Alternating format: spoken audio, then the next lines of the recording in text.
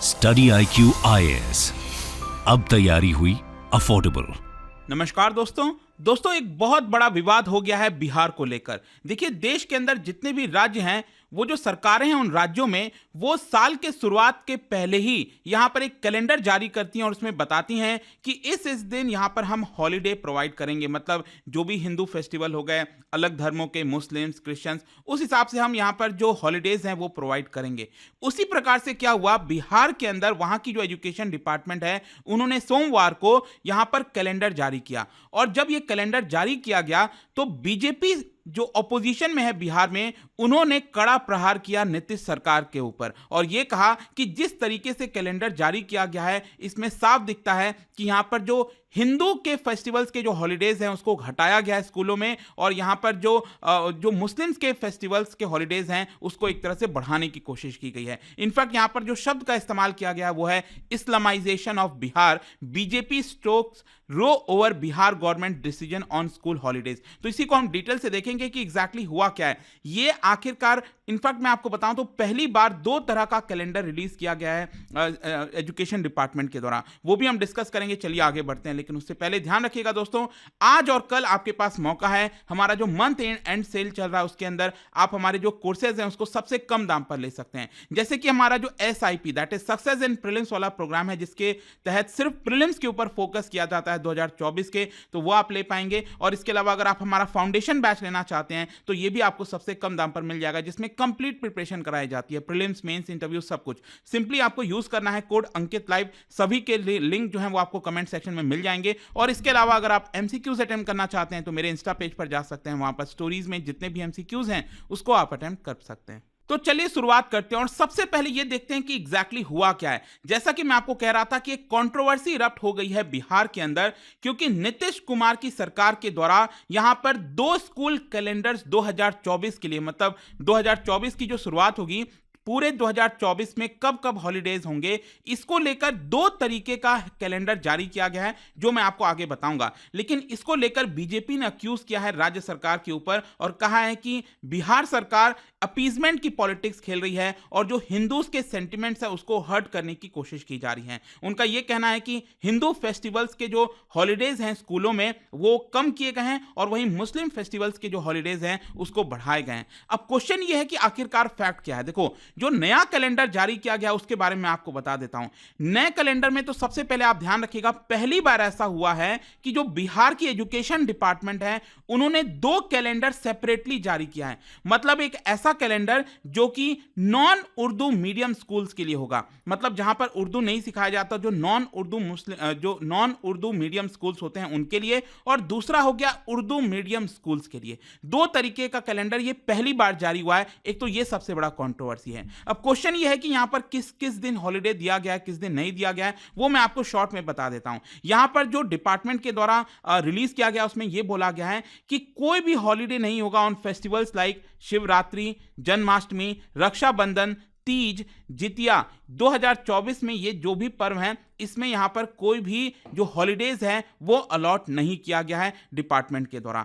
मैं आपको बता दूं, इस साल अगर आप देखोगे 2023 में, आप में से कई लोग पूछ सकते हैं क्या इस साल छुट्टी थी, मैं आपको बता दूं इस साल तीज के मौके पर 2 दिन का हॉलीडे मिला था और जितिया के मौके पर 1 दिन का हॉलीडे मिला था, छुट्टी मिली थी। लेकिन 2024 वाले में इसमें कोई भी छुट्टी नहीं दी गई है। फिर इसके अलावा ऑब्वियस सी बात है, जो बड़े पर्व हैं जैसे दिवाली हो गया उसके लिए 1 दिन का छुट्टी मिला है, होली के लिए 2 दिन का छुट्टी हो गया, फिर दुर्गा पूजा और छठ पूजा के लिए 3-3 दिन की छुट्टी दी गई है। ये तो हम बात कर लिए। अब दूसरे अगर आप देखोगे तो यहां पर अगर हम मुस्लिम हॉलीडेज की बात करें तो जो ईद उल फितर होता है, जिसको ईद कहते हैं, जो मेन ईद होता है, उसमें 3 दिन की छुट्टी दी गई है, और जो बकरीद होता है, ईद अल अधा, उसमें 2 दिन की छुट्टी दी गई है। सॉरी, इसमें भी 3 दिन की छुट्टी दी गई है। मतलब ये जो दोनों ईद आते हैं ना, उसके लिए 3-3 दिन की छुट्टी दी गई है। लेकिन इसमें एक चीज है, वो ये है कि ये सिर्फ उर्दू मीडियम स्कूल्स के लिए है। मतलब दोनों ईद पर उर्दू मीडियम स्कूल्स के लिए 3-3 दिन की छुट्टी है, और जो नॉन उर्दू मीडियम स्कूल्स हैं उसमें दोनों ईद पर सिर्फ 1-1 दिन की छुट्टी दी गई है। ये आपको ध्यान में रखना है।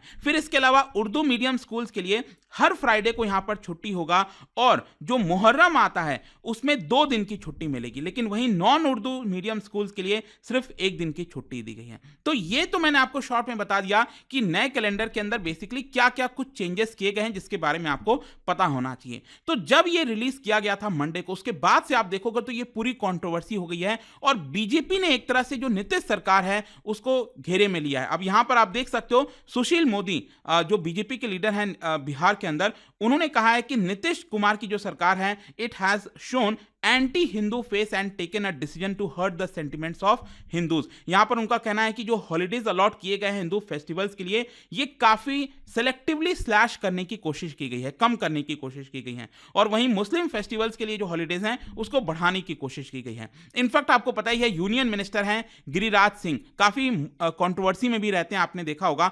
इन्होंने तो यहां पर जो ट्वीट किया ना, इसको लेकर और अलग विवाद हो गया। उन्होंने कह दिया इस्लामिक रिपब्लिक ऑफ बिहार, और साथ ही साथ कहा कि नीतीश और लालू सरकार ने स्कूलों में मुस्लिम पर्व की छुट्टी बढ़ाई, हिंदू त्योहारों में छुट्टी खत्म की। और साथ ही साथ उनका कहना था कि जिस तरीके से लालू यादव और नीतीश कुमार हिंदुओं पर हमला कर रही है, जो सरकार हमला कर रही है, भविष्य में उन्हें मोहम्मद नीतीश और मोहम्मद लालू के नाम से जाना जाएगा। तो ओवरऑल अगर आप देखोगे तो बीजेपी की तरफ से यह कहा गया है कि यह हिंदू सेंटीमेंट के ऊपर प्रहार है, और उन्होंने डिमांड किया है कि इमीडिएट बेसिस पर यह जो कैलेंडर प्रपोज हुआ है इसको तुरंत विड्रॉ कर लेना चाहिए। अब क्वेश्चन यह है कि यहां पर जो रूलिंग पार्टीज हैं, जैसे जेडीयू नीतीश कुमार की पार्टी, फिर आरजेडी हो गया, दैट इज लालू प्रसाद यादव की पार्टी, उनकी तरफ से क्या बयान है। देखो, जेडीयू के जो स्पोक्स पर्सन है नीरज कुमार, उन्होंने कहा है कि बीजेपी इसको पॉलिटिकल लेंस के थ्रू देख रही है। उनका यह कहना है कि बीजेपी को इसका क्लैरिफिकेशन एजुकेशन डिपार्टमेंट से लेना चाहिए, सरकार से लेना चाहिए, वो सिंपली हमारे ऊपर हमला कर रही है। उनका कहना है कि जो हॉलिडेज हैं, जैसे मुस्लिम फेस्टिवल भी हो गया, जैसे शबे बारात हो गया, इसमें भी हॉलिडेज को कम किया गया है, लेकिन यहां पर तो कोई सवाल नहीं खड़ा किया जा रहा। फिर इसके अलावा उनका कहना है कि महाशिवरात्रि, कृष्ण जन्माष्टमी, बसंत पंचमी, होली, दशहरा, इन सब पर यहां पर जो हॉलिडेज है वो हमने रिटेन किया है। और साथ ही साथ उनका यही कहना था कि बीजेपी को एजुकेशन डिपार्टमेंट से सवाल पूछना चाहिए, और साथ साथ उनका यह भी कहना था कि जो भी थोड़े बहुत चेंजेस हुए हैं हॉलीडेज में, वो बेसिकली जो स्टैंडर्ड ऑफ एजुकेशन है राज्य के अंदर उसको इंप्रूव करने के लिए किया गया है। उन्होंने कहा कि बीजेपी को इसको पॉलिटिसाइज नहीं करना चाहिए, क्योंकि ये स्टूडेंट के भविष्य का से जुड़ा मामला है। और इसके अलावा जो आरजेडी के भी जो लीडर हैं, उन्होंने कहा है कि सेंट्रल गवर्नमेंट का खुद का गाइडलाइन आया है राइट टू एजुकेशन के अंदर। अगर आप राइट टू एजुकेशन आप देखोगे तो उसमें एक्चुअली क्या है कि कम से कम 220 दिन का स्कूल डेज होना चाहिए, अटेंडेंस होना चाहिए।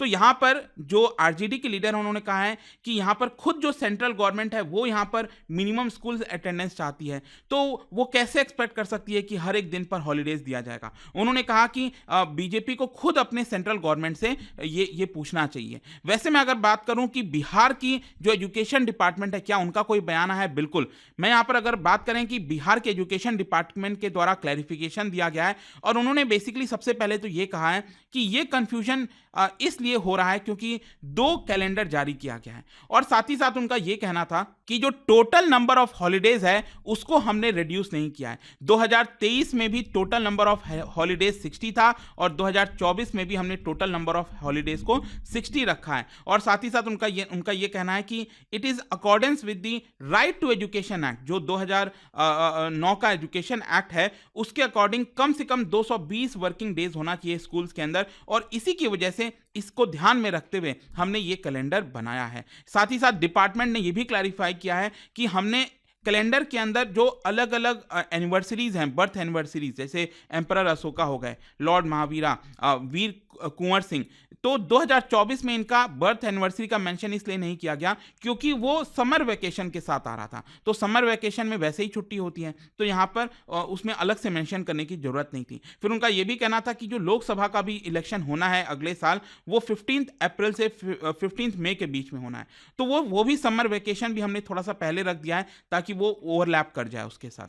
तो ये क्लैरिफिकेशन दिया गया है। अब आपका क्या सोचना है दोस्तों, आप मुझे कमेंट सेक्शन में बता सकते हैं। जो भी फैक्ट्स थे, जो भी चीजें थी, वो मैंने आपके सामने रख दिया। आप क्या सोचते हो इसको लेकर डेफिनेटली कमेंट में बताइएगा, मैं जानना चाहूंगा। और जाने से पहले एक इंटरेस्टिंग क्वेश्चन, यहां पर राइट टू एजुकेशन की मैं बात कर रहा था 2009 से रिलेटेड। यहां पर 2 स्टेटमेंट दिए गए हैं, आपको बताना है कौन सा स्टेटमेंट करेक्ट है। इसका राइट आंसर आप सबको पता है, मेरे इंस्टाग्राम पर तो मिलेगा ही, वहां पर अगर आप नहीं हो कोई बात नहीं, टेलीग्राम से ले सकते हैं इसका सही उत्तर। मैं कई सारे जो एमसीक्यूज हैं वो यहां पर स्टोरीज में डालता रहता हूं।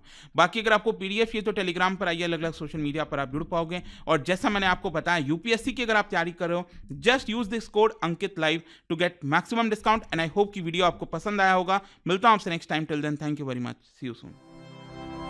स्टडी IQ IAS, अब तैयारी हुई अफोर्डेबल।